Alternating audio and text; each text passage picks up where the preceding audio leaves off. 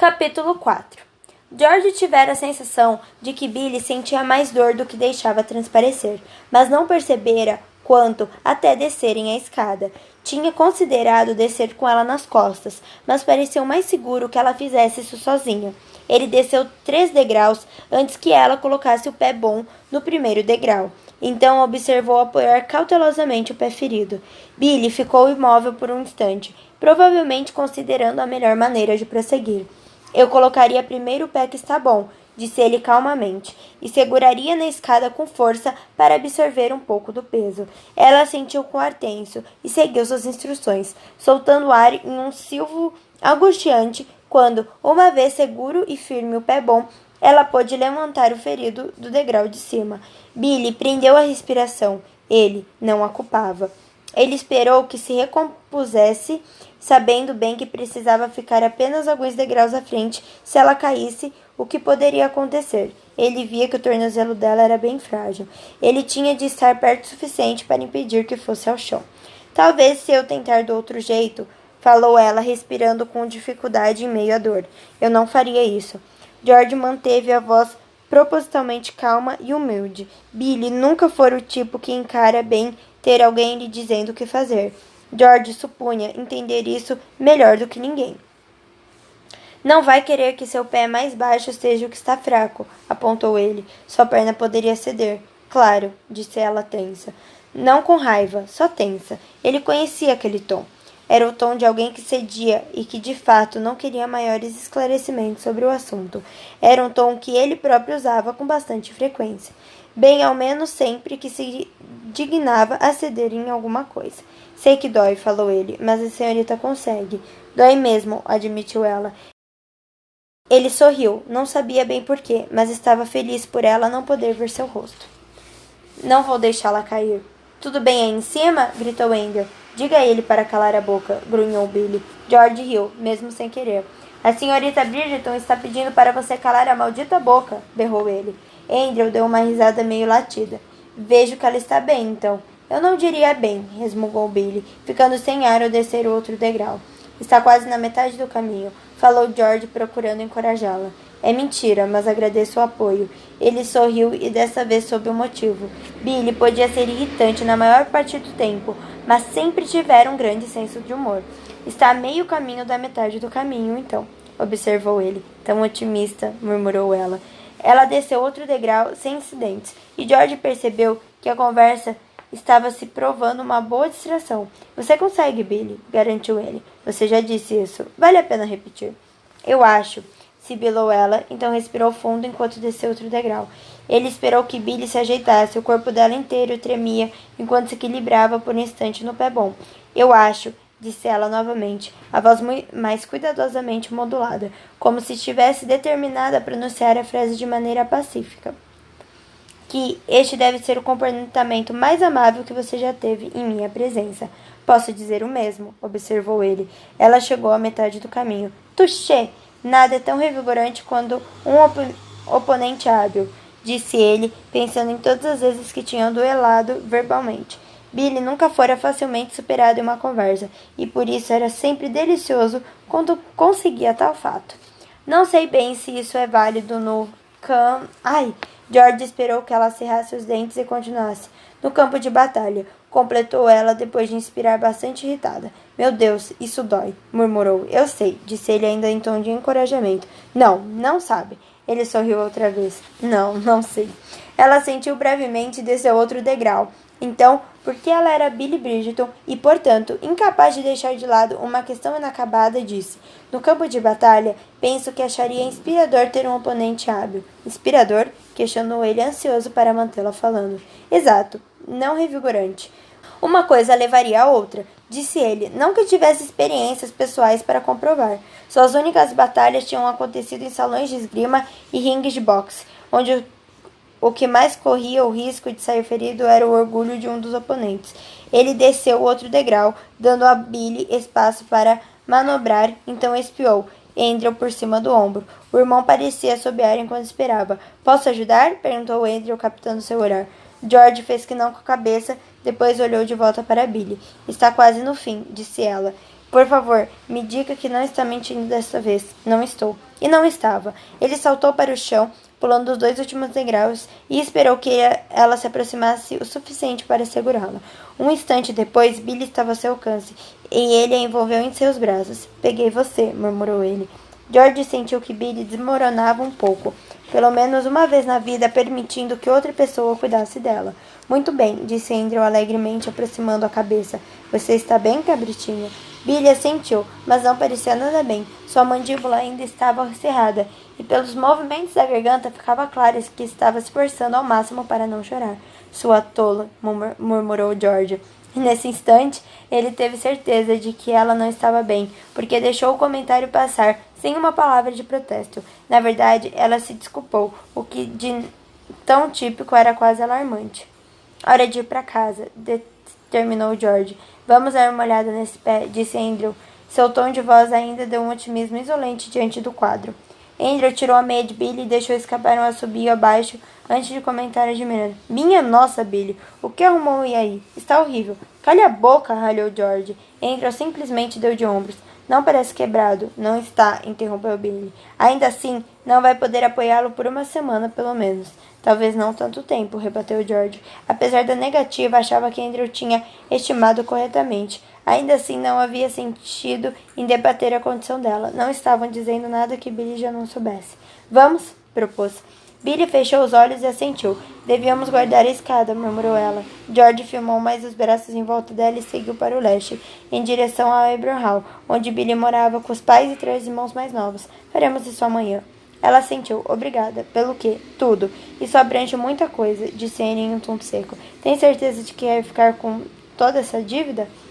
Ela olhou para ele com os olhos cansados, mas sábios. Você é cavalheiro demais para me cobrar depois. George riu do comentário. Ela estava certa, achava, embora nunca tivesse tratado Billy de Bridgerton como qualquer outra mulher que conhecia, mas que diabo, ninguém tratava.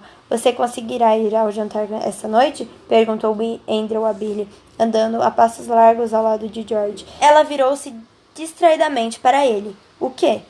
Certamente não se esqueceu, disse ele, colocando a mão de forma dramática sobre o coração. O clã dos Hawksbys dará um jantar de boas-vindas para seu filho pródigo. Você não é o filho pródigo, disse George. Santo Deus! Um filho pródigo, corrigiu Andrew com bom humor. Estou longe há meses, até mesmo anos. Não anos, corrigiu George.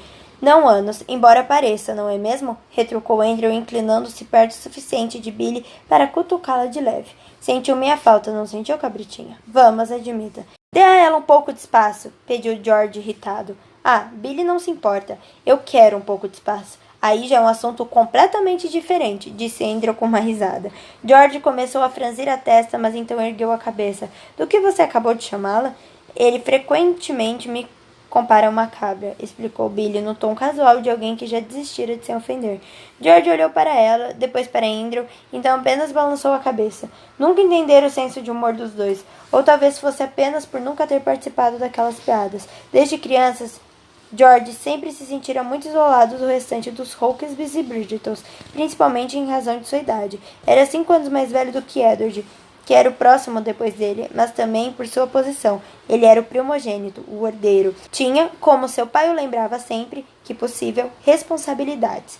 Não podia se divertir pelo campo o dia inteiro, escalando árvores e se arriscando a quebrar ossos. Edward, Mary e Andrew Hawksby tinham nascido em rápida sucessão, com cerca de apenas 1 ano de intervalo. Eles, e mais Billy, que era quase da mesma idade de Mary, acabaram formando um pequeno bando que faziam tudo junto.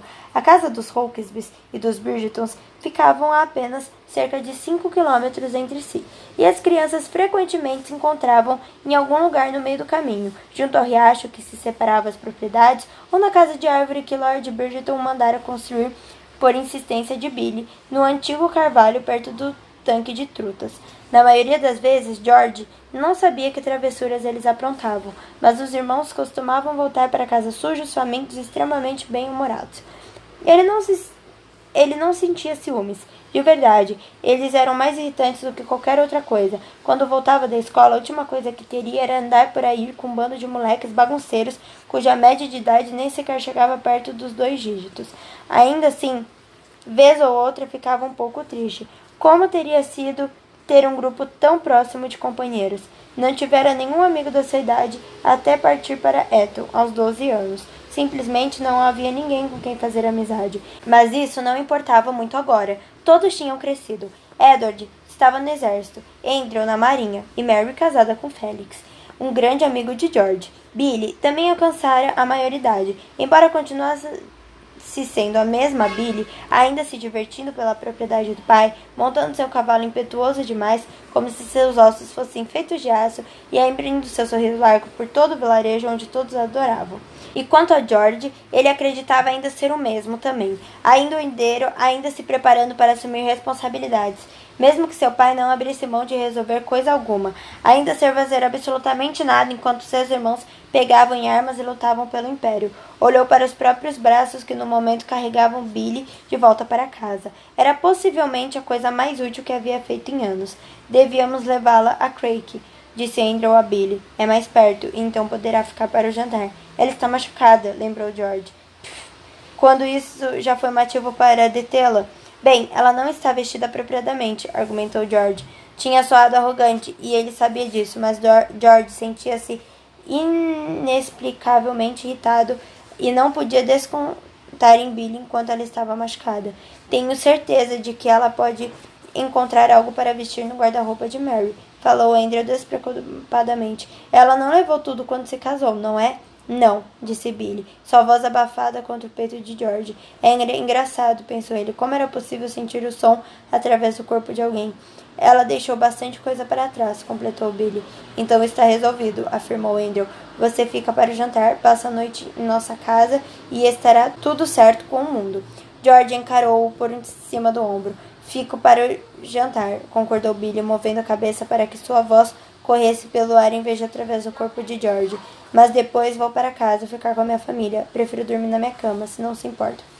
George tropeçou. Você está bem? Perguntou ele. Não foi nada, murmurou George. E então, por nenhuma razão que pudesse identificar, sentiu-se compelido a acrescentar. Só uma dessas coisas quando a perna da gente fica fraca por um instante e dobra um pouco. Andrew lançou-lhe um olhar curioso. Ah, sim, só uma dessas coisas. Cale a boca, o que só fez Andrew rir ainda mais. Eu tenho essas coisas, disse Billy olhando para George com um sorriso discreto. Quando estamos cansados e nem nos damos contas. Aí a perna nos surpreende. Exatamente. Ela sorriu de novo. Um sorriso de afinidade. E ocorreu a ele, embora não pela primeira vez, percebeu com alguma surpresa que ela era realmente muito bonita. Os olhos de Billy eram adoráveis, de um tom castanho escuro, sempre caloroso e acolhedor, independentemente de quanta ira pudesse guardá-la no fundo, e sua pele era incrivelmente clara para alguém que passava tanto tempo ao ar livre, embora exibisse algumas poucas sardas pelo nariz e pelas bochechas.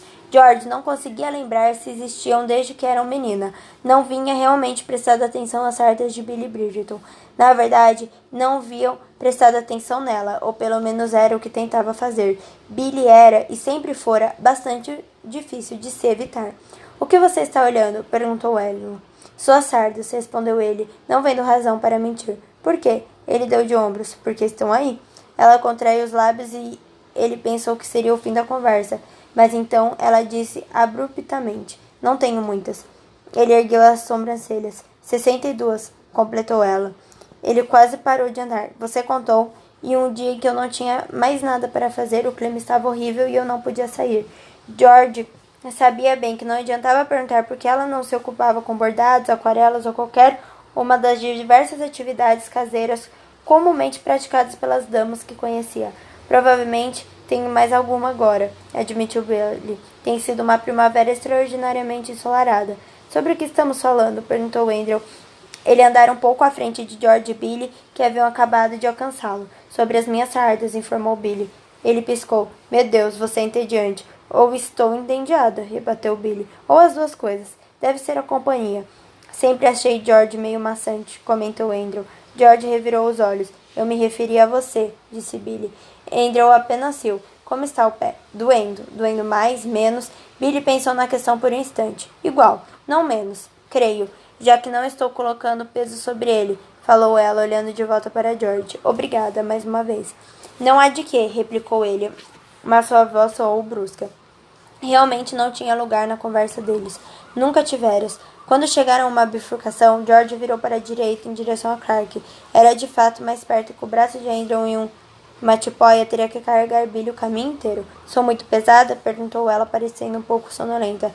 Na verdade, não importaria se fosse. Santo Deus, George, não é de admirar que você careça tanto de companhia feminina, disse Andrew, a voz saindo em um gemido. Isso foi um convite claro a dizer. Claro que não, você é uma delicada pétala da feminilidade. Não, não foi, discortou Billy. Foi, disse Andrew firmemente. Você só não percebeu. Não careço tanto assim da companhia feminina, afirmou George. Porque realmente... Ah, sim, é claro que não, disse Andrew com um grande sarcasmo. Você tem Billy nos braços. Acho que você acabou de me insultar, disse ela. Não mesmo, minha querida, estava só constatando um fato. Ela franziu a testa, as sobrancelhas castanhas descendo furiosamente em direção aos olhos. Quando você volta para o mar? Andrew encarou-a com ar provocador. Vai sentir minha falta. Duvido. Mas todos sabiam que ela estava mentindo. Você terá George, em todo caso, considerou Andrew, estendendo a mão e batendo em um galho baixo. Vocês dois formam um excelente par. Cale a boca, disse Billy, o que foi muito mais gentil do que aquilo que tinha saído da boca de George. Andrew riu e os três continuaram em direção a Craig House, caminhando em um agradável silêncio enquanto o vento assobiava suavemente através das folhas recém-brotadas. Você não é muito pesada, falou George de repente. Billy bocejou, movendo-se ligeiramente em seus braços enquanto olhava para o rosto dele. O que disse? Você não é muito pesada. Ele deu de ombros, por algum motivo parecera importante dizer. Ah, sim, disse Billy, então piscou algumas vezes, os olhos castanhos igualmente perplexos e satisfeitos. Obrigada. Mais à frente, Andrew riu, embora George não soubesse por quê. Sim, falou Billy. Perdão? Sim, disse ela novamente, respondendo a pergunta que George achava que tinha feito. Ele está rindo de nós. Tive essa impressão. Ele é um idiota, disse ela. E então Billy suspirou no peito de George, um suspiro afetuoso, no entanto. Nunca as palavras, ele é um idiota, tinham sido imbuídas de mais amor e carinho. Mas é bom tê-lo em casa, admitiu George em voz baixa. E era. George passara anos sendo importunado pelos irmãos mais novos, principalmente Andrew, mas agora que tinham crescido e seguiam suas vidas além de Kent e Londres, sentia falta deles. Quase tanto quanto sentia inveja. É bom, não é? Billy abriu um sorriso melancólico. Então acrescentou. Não que algum dia eu vá dizer isso a ele. Ah, não, definitivamente não. Billy riu de piada compartilhada, então deixou escapar um bocejo. Desculpe, murmurou ela, sem conseguir cobrir direito a boca com os braços ao redor do pescoço dele. Se importar se eu fechar os olhos, George sentiu algo estranho e incomum em seu peito, uma sensação quase protetora. Claro que não, disse ele. Ela sorriu, um sorriso sonolento e feliz, e continuou. Nunca tenho problemas para adormecer. Nunca? Ela fez que não com a cabeça, e seus cabelos, que havia muito já tinham desistido de qualquer tentativa de permanecerem presos, deslizaram e fizeram cócegas no queixo dele. Consigo dormir em qualquer lugar, disse ela com um bocejo. Billy cochilou pelo resto do caminho para casa e George não se importou nem um pouco.